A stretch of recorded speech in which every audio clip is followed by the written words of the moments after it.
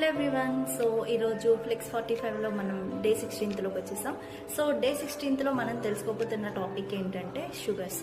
So చాలామంది cravings అనేవి ఆపుకోలేరు. So దానికి మెయిన్ రీజన్ ఏంటంటే మనం తినే ఫుడ్లోని కొన్ని వైటమిన్స్ మినరల్స్ లోపం వల్ల మనకి వచ్చిన క్రేవింగ్స్ అనేవి తట్టుకోవడం చాలా కష్టమవుతుంది. మోస్ట్లీ మనకి క్రేవింగ్స్ అనేవి ఎప్పుడు ఎక్కువ అవుతాయంటే సో మనం తినే ఫుడ్లోని ప్రాపర్ న్యూట్రిషన్ వాల్యూస్ అనేవి లేకపోవడం, స్లీప్ అనేది కరెక్ట్గా లేకపోవడం, సో స్ట్రెస్ అనేది ఎక్కువగా పెరిగిపోవడం వల్ల మనకి ఈ క్రేవింగ్స్ అనేవి రోజు రోజుకి ఎక్కువ పెరిగిపోవడానికి రీజన్.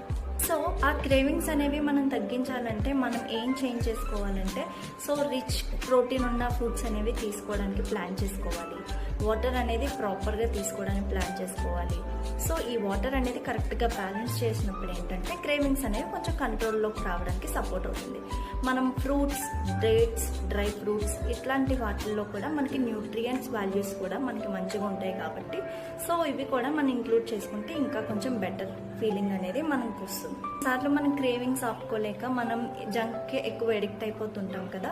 సో ఆ టైంలో మనం తెలుసుకోవాల్సింది ఏంటంటే మనకి కొన్ని వైటమిన్స్ అనేది లోపం జరిగింది. సో ఆ వైటమిన్స్ అనేది మనం భర్తీ చేయాలి. వైటమిన్స్ లోపం ఉన్నప్పుడు మనకి ఎక్కువ చాక్లెట్స్ తినాలన్న క్రేవింగ్స్ వస్తుంది. సో ఆ క్రేవింగ్స్ రావడానికి మెయిన్ రీజన్ ఏంటంటే మన బాడీలో మెగ్నీషియం లోపం ఎక్కువ ఉందని మనం తెలుసుకోవాలి. మందికి స్వీట్ క్రేవింగ్స్ ఎక్కువ వస్తుంటాయి. సో స్వీట్ క్రేవింగ్స్ ఎక్కువ రావడానికి మెయిన్ రీజన్ అంటే క్రోమియం డెఫిషియన్సీ అనేది బాడీలో ఎక్కువ ఉంటుందని అర్థం.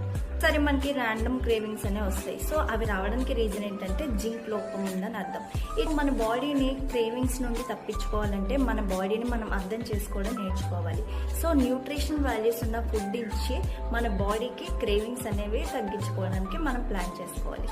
సో ఈ రోజు నుండైనా సరే మన బాడీని లిసన్ చేసి క్రేవింగ్స్ అనేవి కంట్రోల్ చేసుకుందాం. Thank you.